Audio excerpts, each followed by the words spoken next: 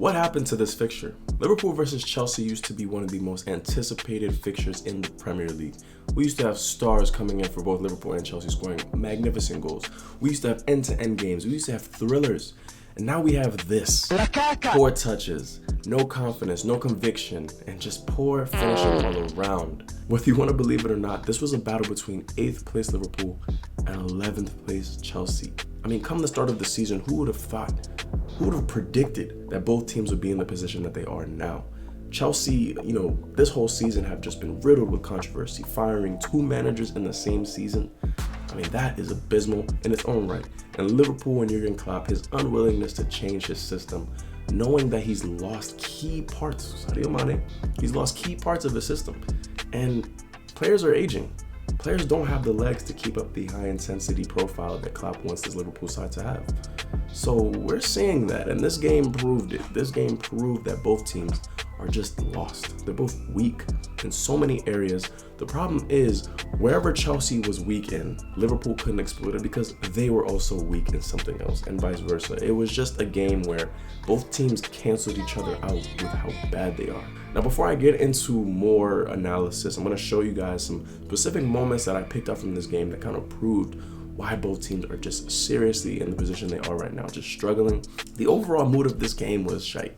It was bad. Liverpool created absolutely nothing in the second half. Absolutely nothing. They had an expected goals ratio of 0.02. Chelsea, on the other hand, had over a 1 XG ratio in the first half and nearly a 1 XG ratio in the second half, which means the chances that they had, they should have taken. And you're gonna see. You're gonna see. Now, this is a chance that happened very early on in the game. It was a Kovacic miss, but let's talk about Liverpool losing the ball here with Tsimikas. Okay. Now look at the space that's afforded to Kai Havertz and Joao Felix. I mean, look at Liverpool's midfielders tracking back. This is absurd. How much space that Liverpool have afforded Chelsea so early on in the game because they are trying to play that high attacking line. Now, Chelsea getting behind. You're thinking from here that Havertz is going to probably just square it. He tries to. And from here, I mean, Kovacic, you expect him to score. I mean, it's a great defensive work from Ibrahima Konate. But still, Chelsea have this way of just exciting you, giving you the most pleasurable build-up to a potential goal, and then just crushing your hopes. Now here's another example of Liverpool's defense being exposed. Joao Felix was getting the attention of Joel Matip all game, and look at the gaps left in that Liverpool defense because he was drawing his man. From here, Koulibaly has all the time and space in the world to pick a pass. Joao Felix, like I said, is being, watched by Matip, but when Koulibaly makes that pass, look how many defenders are taken out of the game. Once again, it almost looks as if Liverpool's midfield aren't even tracking their runners at all. From here, I mean, Ben Chilwell does the right thing. He plays it across to Kai Havertz. It's just unfortunate that the finish kind of lacked conviction, and Alisson was in a good position. And that's kind of all she wrote for the first half. I mean, Chelsea, I don't want to say they dominated. If you actually look at the first half stats, Liverpool had more possession. They had more shots on target. It's just the chances that they had came right at the end of the first half. And albeit really good chances, Chelsea's defense did really step up today. They played tremendously well. I think Fofana and Koulibaly really developed a nice solid partnership. They were really reading the game well. They were stepping up. They weren't leaving gaps in behind like Liverpool were, because if Koulibaly stepped up or Fofana stepped up, Koulibaly would cover. Reece James might cover. Cucurella might cover. Enzo Fernandez I saw so many times dropping deep into that midfield position just to cover his defense, something that Liverpool just weren't doing. I'm going to show you another example, actually multiple examples later in this video, but let's get into probably the worst miss of this entire match. Now, one thing I will say is that Chelsea playing out the back looked really comfortable today. The ball gets played into Joao Felix, just takes Joao Matip out of the game. Now look at Liverpool. Look at the defensive structure once again. This is their center back. This is another midfielder. This is Fabinho, who's supposed to be the holding midfielder. It's now a 3-on-3. And it gets worse. Kante is more tenacious than Konate, and now Kovacic is in through on goal. And you expect him to score from here. I mean, look at the positioning that he's in, and this is what he does.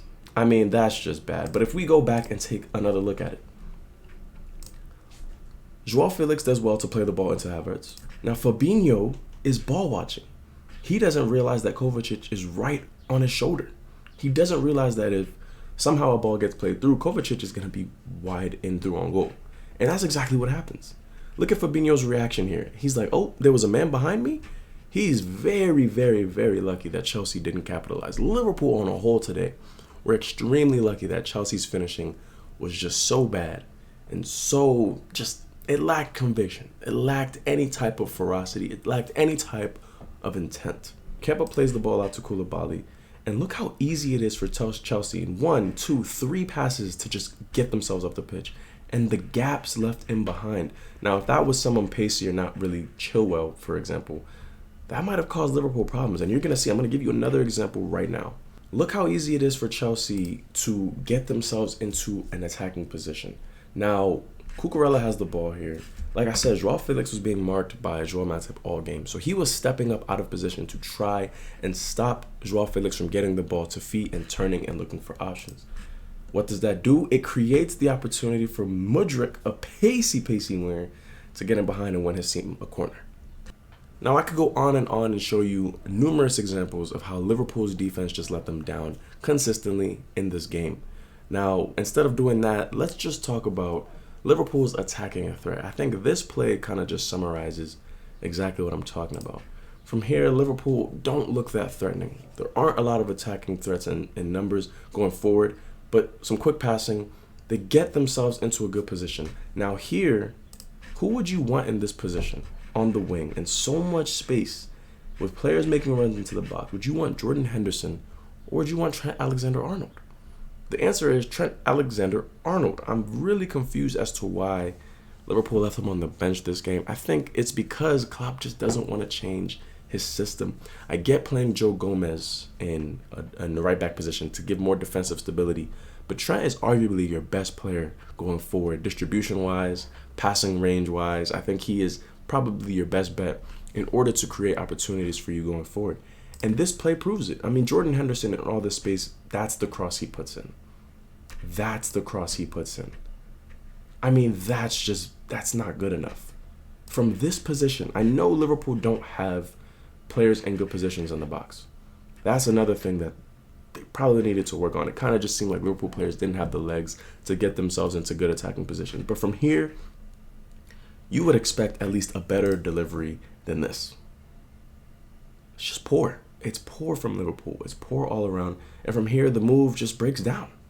Now, with all those chances and missed opportunities that I showed you, what do you guys think? Do you think it's a case of Chelsea's poor finishing? Do you think Liverpool was so wide open that really Chelsea really should have capitalized on their chances? I said really twice, but it's okay. Just ignore that.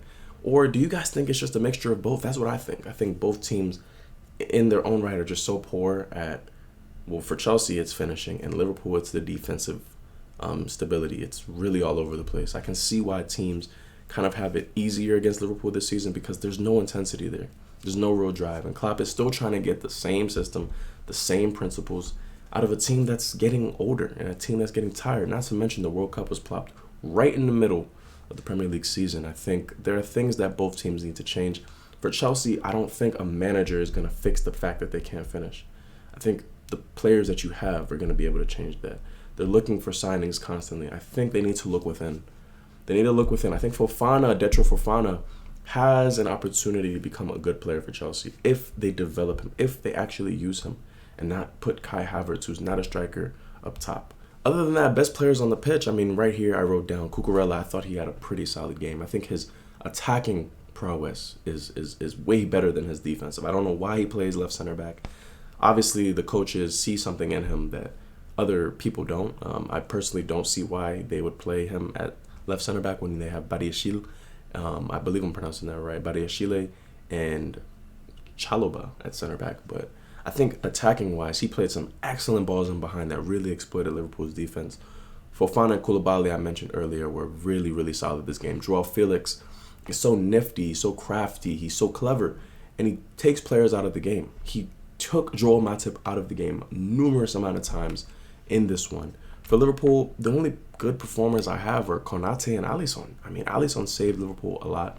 If it wasn't for Chelsea's bad finishing, there would have been more goals in this game. There would have been Chelsea goals in this game. Konate did an excellent job stopping Kovacic earlier in the match. And overall, he was just a good presence for Liverpool. Matip didn't really have the greatest of games. Shimikas got subbed off. I mean, there's a lot going wrong with Liverpool. There's a lot going on with Chelsea. There's a reason why both teams are mid-table. Let me know what you guys think in the comments down below. Let me know if this type of video is something that you like as well. If you want to see more of these, if you want to see something else, just let me know in the comments. I really enjoyed talking to you guys today. This is Football with the Fam. Okay, you guys are the fam. And I hope you guys really learned something today. I hope my analysis, my takes on the game made sense. And just let me know what you guys want to see in the comments down below. Please like, share, and subscribe. It really helps a lot. It helps push this channel. And it helps me get better, you know. And it helps bring in more of the fam. All right, y'all. Come on. Have a great day. Rest of your day. I'm gonna go shower because it's hot and I need it. Peace.